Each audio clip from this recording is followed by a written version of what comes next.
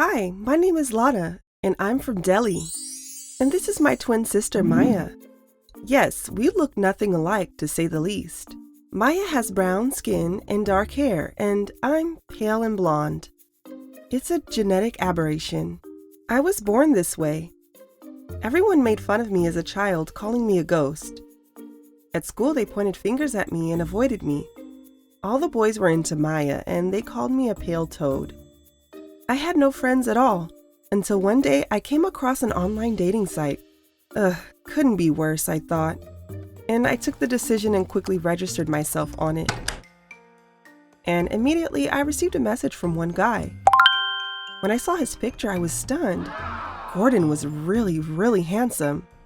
After a couple of messages, he asked me why I don't have a profile photo and how do I look. And I froze.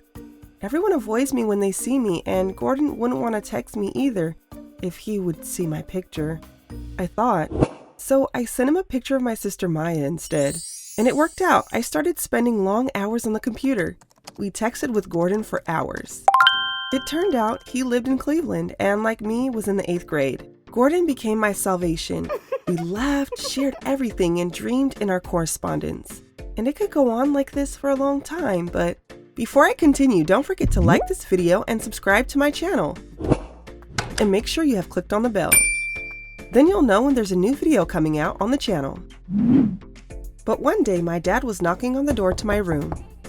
Looked into my room and announced that we were moving to the States. He's been transferred to a new position at his job, and in a couple days, we fly to Cleveland. No way. That's where Gordon lives. Already on the plane. I consoled myself that Cleveland is a big city, and people live there for years and never meet. So I might never see Gordon in person. My lie with Maya's photo would not be revealed, and Gordon will continue to chat with me. The first day at the new school went well. Nobody pointed a finger at me. As it turned out, there were a lot of blondes here, and all the guys, on the contrary, pay more attention to them than to all the other girls. After school, Maya and I hurried home. And suddenly, behind my back, I heard, "Lada?" When I turned around, I saw Gordon grabbing Maya's hand and smiling at her. "You were in Delhi, weren't you? Do you live here now? Why didn't you tell me?" Gordon bombarded Maya with questions. She looked around in confusion, not sure what was going on. I ran up to them. "You've made a mistake. We have to go now. Sorry." I forcefully pulled Maya toward the door. "Lada, who is this guy? Why did he call me by your name?" I had to tell Maya everything. She was shocked. "I'll tell Gordon everything. We go to the same school. The truth will come out anyway, Lada." I was both willing to say the truth and at the same time afraid of Gordon's reaction when he would find out. I liked him a lot. The next day after school, Maya was supposed to tell Gordon everything. She called out to him and took him aside. They were talking and Gordon was waving his arms. I watched them from behind a tree and then they were going somewhere.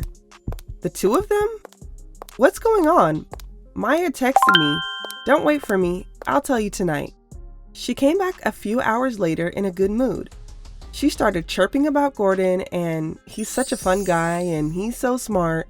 "I know that, Maya," I interrupted her. "You told him?" Maya put her head down.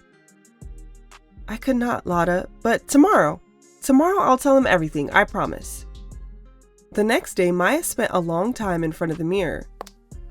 After school, Gordon was waiting for her in the schoolyard. She smiled at him and they had a date again. I followed them. Just as they walked out of the school, Gordon took Maya's hand. What? I was so pissed off. "Oh no, sis.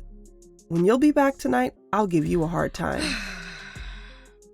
Late that night, as soon as Maya showed up on the doorstep, I pounced on her. "You promised you'd tell him everything, and now you're dating? I saw him holding your hand." "Sis, I'm in love with Gordon," Maya blurted it out. "And he loves me." "He loves me, not you. How could you do this to me?" I wanted to cry from helplessness. The only guy who didn't make fun of me, and even that one was taking away from me. I have to talk to Gordon myself and tell him everything, I decided. The next day, our last class was PE. By lucky accident, it was just me and Maya in the locker room. She went to take a shower and her phone on the bench vibrated. I looked and it was Gordon. "I'm waiting for you in the yard," he texted. This was my chance. I grabbed all of Maya's clothes, threw them in my locker, and locked it. I ran out of the locker room and hurried over to Gordon's. "Where's Maya?" He was surprised when he saw me. "Gordon, there's something I need to tell you. You were chatting with me, not with Maya. I'm Lotta. I sent you her picture instead because I was afraid that if you saw me, you wouldn't want to communicate with such a pale toad."